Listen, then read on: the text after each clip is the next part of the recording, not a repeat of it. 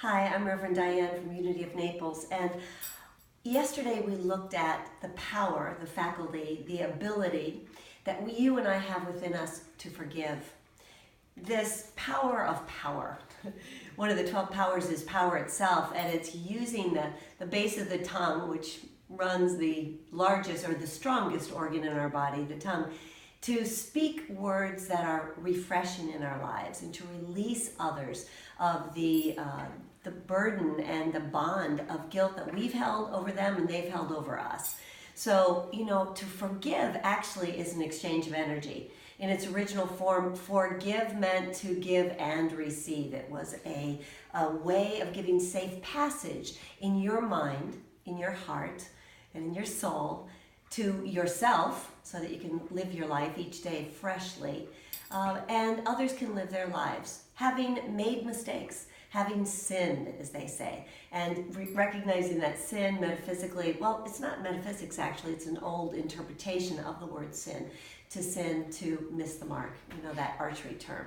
So we all miss the mark, and to be able to and willing to witness ourselves having done so and others having done so and not hold that against them means that we don't any longer project that onto the screen of our lives. Because if we're still projecting something from the past or what may be occurring now, it's impossible for us, no matter what we do or anybody else does, to actually see clearly what's taking place. We miss the mark. And so there's an opportunity to forgive. This happened in Jesus' ministry with Peter. Of course, he denied him once, he denied him twice, meaning he said, I don't even know that guy. I don't know who you're talking about. He denied him 3 times. And 3 is this number, the Trinity. He denied him on every level, in body, mind, and spirit. He denied him in every way that he could. And yet, when Jesus reappeared to him in this vision, he said to him, Peter, feed my sheep. Care for that part of yourself and that part of others that is innocent, that part of you that is a follower of the Christ presence. Feed that part.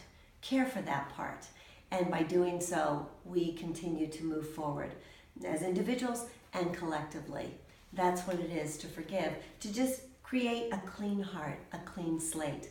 There's a practice that Charles Fillmore gave us, and he wrote it. It was published in 1902, and I think it was written in the late 1800s. Charles Fillmore, our co-founder, and he called it a sure remedy. So if you'd like to have one of these, you can come to Unity of Naples and pick one up. It was a handout that we gave. But it's a mental treatment, and he encourages us to sit, he says, for half an hour, which is a long time frame these days, but sit for however long it takes for you each night before you go to bed, so that you don't go to bed holding ill will against yourself or others, making an enemy out of anyone. Sit in that space of pure light, pure love, and just let anyone or anything come through to your mind's eye, to your third eye, that you've had any contention with at all, or any kind of feeling of, I don't know, any of that, and just let them go by. And as they go by, send them love. Just pour love from your heart. You're full of love. And there's plenty there, even if you're feeling like you're holding it at bay, or you feel like you've hurt someone, or they've hurt you. There's plenty there. So just pour that and immerse that image of them or that situation in the love and the liquidity of God. And as you do that, you will feel a greater sense of peace, and then go to bed with that peace and allow the angels to just have their way through you so that you wake up in that same sense of self and the sense of the world. Because this is a friendly universe, even though sometimes it doesn't appear that way.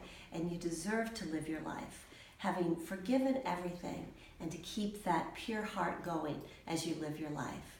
Have a glorious week, and I just challenge you this week to see what it would be like to have that practice at night.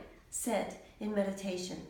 Forgive everyone and everything that comes to you, even animals that you've been afraid of or that you've chastised in any way.